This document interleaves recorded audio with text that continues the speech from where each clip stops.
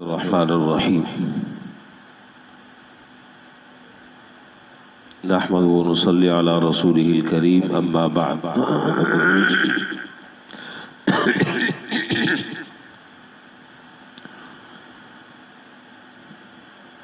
حدیث میں جناب رسول اللہ صلی اللہ علیہ وسلم نے ارشاد فرمایا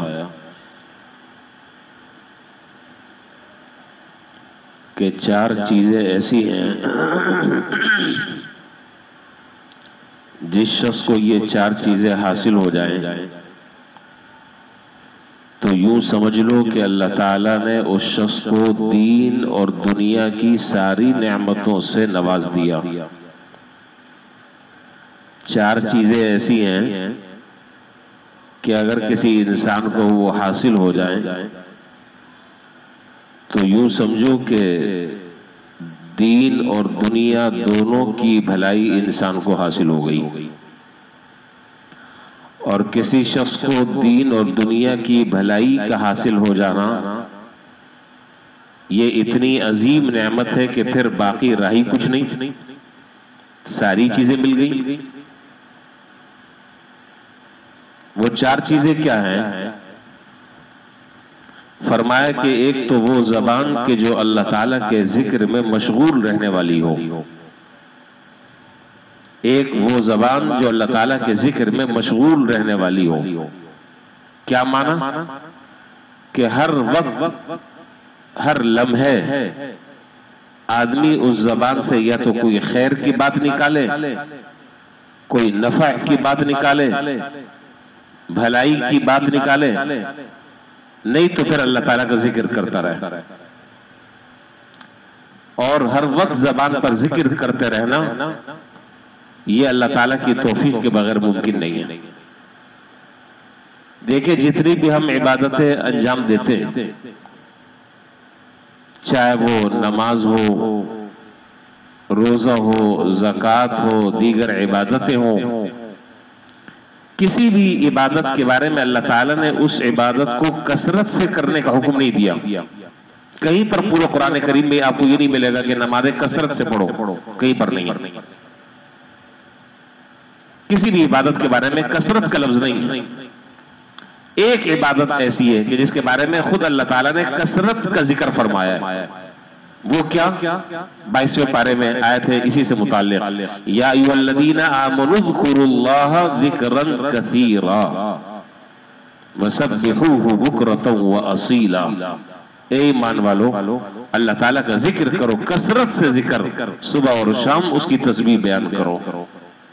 تو معلوم یہ ہوا کہ صرف ذکر کرنے کا حکم نہیں دیا، صرف ذکر کرنے کا حکم نہیں دیا، ذکر کثرت سے کرنے کا حکم دیا۔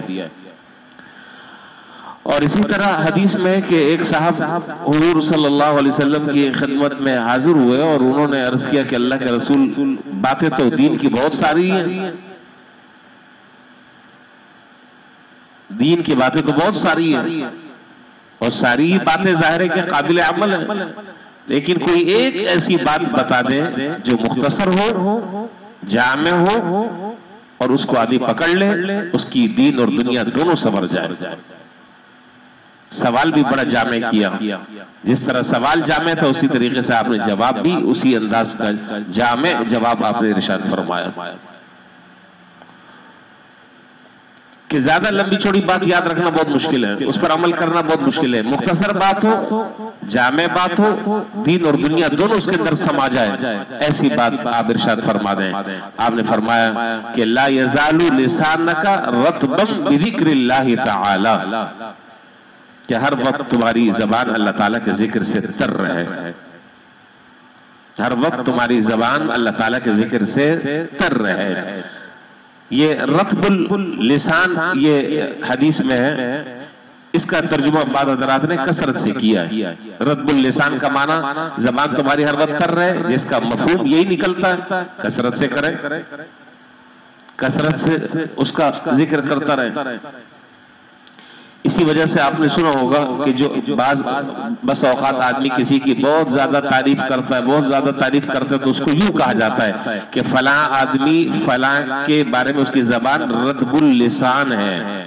یہ جملہ آپ نے اردو میں سنا ہوگا۔ فلاں آدمی اس کی اتنی تعریف کرتا ہے، اتنی تعریف کرتا ہے، گویا کہ اس کی زبان اس کی تعریف میں رطب اللسان ہے، ہر وقت اٹھتے بیٹھتے سوتے جاگتے ہر وقت اس کا تذکرہ کرتا ہے۔ تو اسی کو یہاں پر حدیث میں فرمایا کہ ہر وقت تمہاری زبان اللہ تعالیٰ کے ذکر سے تر رہے۔ اور حضرت معاذ بن جبل رضی اللہ تعالیٰ عنہ جناب رسول اللہ صلی اللہ علیہ وسلم نے جس وقت ان کو یمن کا گورنر مقرر فرما کر مدینہ منورہ سے روانہ فرمایا، اس وقت یہ بڑی عجیب حدیث ہے اور بہت سارے سبق پر مشتمل ہے، نصیحتوں پر۔ میں اس وقت پوری حدیث ذکر نہیں کر پاؤں گا، صرف اس حدیث کا وہ جملہ جو ہماری اس موضوع سے تعلق رکھتا ہے، صرف وہ جملہ میں کوٹ کر رہا ہوں۔ جس وقت آپ نے انہیں رخصت فرمایا تو انہوں نے عرض کیا کہ اللہ کے رسول سب سے افضل ترین عمل فرما دیں کیا ہے، سب سے افضل ترین عمل کیا ہے؟ آپ نے فرمایا کہ اس حال میں تمہاری موت آئے کہ اللہ تعالیٰ کے ذکر میں تمہاری زبان رطب اللسان ہو، اس حال میں تمہاری موت آئے، اس حال میں تمہاری موت آئے کہ اللہ تعالیٰ کی یاد میں اور اللہ تعالیٰ کے ذکر میں تمہاری زبان رطب اللسان ہو۔ رطب اللسان کا معنی میں نے ابھی عرض کیا۔ اب یہ ذکر جو ہے وہ نماز بھی ذکر ہے، قرآن بھی ذکر ہے، دعا بھی ذکر ہے، توبہ بھی ذکر ہے، استغفار بھی ذکر ہے، دیگر کلمات جو حدیث شریف میں بیان کیے وہ بھی سراپا ذکر ہے۔ یعنی کہنے کا مقصد یہ ہے کہ جب آدمی نماز سے اور قرآن سے، تلاوت سے، نوافل سے، دعا سے جب فارغ ہو تو وہ وقت اس کا جو ہے وہ ذکر میں مصروف رہنا چاہیے۔ اصل پیغام جو ہے وہ یہ ہے۔ اب ظاہر ہے کہ جب آدمی خالی بیٹھتا ہے دوسروں کی برائیاں کرتا ہے، دوسروں کی غیبتیں کرتا ہے اور زبان سے طرح طرح کے گناہ جو ہے وہ اس زبان سے سرزد ہوتے ہیں، ان چیزوں سے بچایا جا رہا ہے کہ اگر دین اور دنیا کی بھلائی چاہتے ہو تو جو وقت خالی ملے بس اس وقت کو غنیمت سمجھو اور اس کو اللہ تعالیٰ کی یاد میں اور اللہ تعالیٰ کے ذکر میں اپنی زبان کو مشغول رکھو۔ سمجھ لینا کہ دنیا اور دین دونوں کی بھلائی اللہ تعالیٰ تمہیں نصیب فرما دیں گے۔ اور سب سے افضل ذکر کیا ہے وہ تو آپ جانتے ہیں، حدیث میں آپ نے سنا بھی ہوگا، افضل الذکری لا الہ الا اللہ، افضل الذکری لا الہ الا اللہ، سب سے افضل ذکر جو ہے وہ لا الہ الا اللہ ہے۔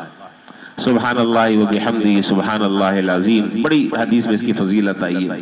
تیسرا کلمہ ہے، اس کی حدیث میں بہت زیادہ فضیلت آئی ہے۔ چوتھا کلمہ ہے، اس کی حدیث میں بڑی فضیلت آئی ہے۔ اور وہ میں نے آپ کو کلمات بتائے تھے، حضرت جویریہ رضی اللہ تعالی عنہ کو جناب رسول اللہ صلی اللہ علیہ وسلم نے کچھ کلمات بتائے تھے، ذہن میں ہے آپ کے؟ سبحان اللہ و بحمدی عدد خلقی و رضا نفسی و زینت عرشی و مداد کلماتی، اس کی پوری فضیلت بیان ہو چکی ہے۔ تو پڑھنے کی چیزیں بہت ساری ہیں، اللہ تعالیٰ کے ذکر بہت سارے ہیں، بس زبان جو ہے وہ مصروف رہے۔ اب مثال کے طور پر میں آپ کو مثال دے دوں، اب آدمی گھر سے مسجد آ رہا ہے، نماز کے لیے آ رہا ہے، نماز پڑھ کر مسجد سے گھر جا رہا ہے۔ اب ایک صورت تو یہ ہے کہ آدمی جو ہے وہ زبان گونگا بن کر آ رہا ہے، گونگا بن کر جا رہا ہے، اور ایک صورت یہ ہے کہ اپنے نظام الاوقات کو، اپنے معمولات کو اس طریقے سے منقسم کر لے کہ بھئی ظہر کی نماز کے لیے جب میں آؤں گا تو میں فلاں تسبیح پڑھتا ہوا آؤں گا۔ دیکھیں یہ ہے وقت کو سوچ سوچ کر اور وقت کو تول تول کر استعمال کرنا، ایسا آدمی کامیاب ہو جاتا ہے۔ ظہر میں آؤں گا تو یہ تسبیح پڑھتا ہوا آؤں گا، جاؤں گا یہ والی تسبیح پڑھتا ہوا جاؤں گا، عصر میں جب نماز کے لیے آؤں گا یہ سب کب ہوگا؟ یہ اس وقت ہوگا جب غفلت کی زندگی سے آدمی باہر نکلے اور آدمی کچھ کرنے کا عزم کرے، یہ اس وقت ہوگا۔ عصر کی نماز کے لیے جب آؤں گا، اب ظاہر ہے کہ اس کے لیے آپ کو الگ سے وقت نہیں چاہیے، آپ مسجد میں آ رہے ہیں نماز کے لیے، خاموش آ رہے ہیں، بہتر یہ کہ زبان ہلاتے ہوئے آ جائے، بہتر یہ کہ زبان کو چلاتے ہوئے آ جائے اور کچھ کام ایسے کرتے ہوئے آ جائے کہ نام اعمال میں इजाफा होता रहे, नेकियों का इजाफा होता रहे। बहरहाल तो जिंदगी में और अपने सुबह और शाम के मामूलात में इस तरह की तस्बीहात जो है वो आदमी मुकर्रर कर ले और सुबह और शाम उनको पढ़ने का मामूल बनाए। फरमाया कि एक चीज तो ये है कि तुम्हारी जबान जो है वो अल्लाह ताला के जिक्र से तर रहे, हर वक्त अल्लाह ताला का तुम जिक्र करने वाले बन जाओ। बस बाकी वक्त नहीं है, 3 बातें और हैं, मैं बस मुख्तसर से उसका जिक्र कर देता हूँ, बाकी उसकी तफसीलात इंशाअल्लाह जिंदगी रही तो फिर देखेंगे बाद में। पहली चीज तो यह है, और दूसरा फरमाया कि दूसरा वो दिल जो हर वक्त अल्लाह ताला के शुक्र में मशगूल रहे, वो दिल जो हर वक्त अल्लाह ताला के शुक्र में, नेमतों के शुक्र में मशगूल रहे। और तीसरा फरमाया कि वो बदन जो मुशक्कत बर्दाश्त करने वाला हो, वो बदन जो मुशक्कत बर्दाश्त करने वाला हो। और चौथा फरमाया कि वो बीवी जो अपने नफ्स में और खावंद के माल में खयानत न करे, जो अपने नफ्स में यानी गुनाह के इर्तिकाब न करे और शोहर के माल में खयानत न करे। फरमाया कि जिसको ये 4 चीजें नसीब हो गई, समझ लेना कि उसको दीन और दुनिया की तमाम भलाइयां अल्लाह ताला ने अता फरमा दी। अल्लाह ताला हमें इन सब बातों पर अमल करने की तौफीक नसीब फरमाए। व आखिर दावाना अल्हम्दुलिल्लाहि रब्बिल आलमीन। रहमानिर रहीम।